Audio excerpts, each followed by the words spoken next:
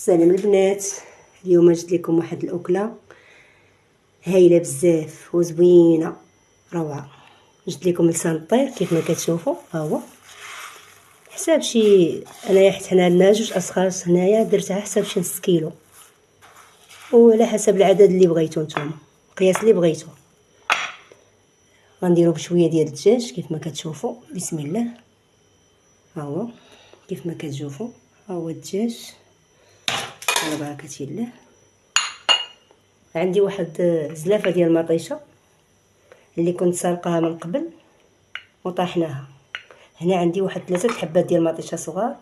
هنا عندي بصله صغيره مقطعه. هنا عندي شويه ديال الثومه مقطعه وشويه الربيع كزبر ومعدنوس، شويه زيت بلديه على حساب نص كاس.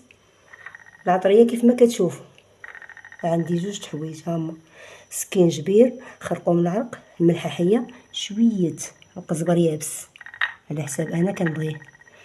وعلى بركه الله كيف ما كتشوفوا حنا جينا لهاد الدجاج هنا غنديرو عليه هاد البصيله،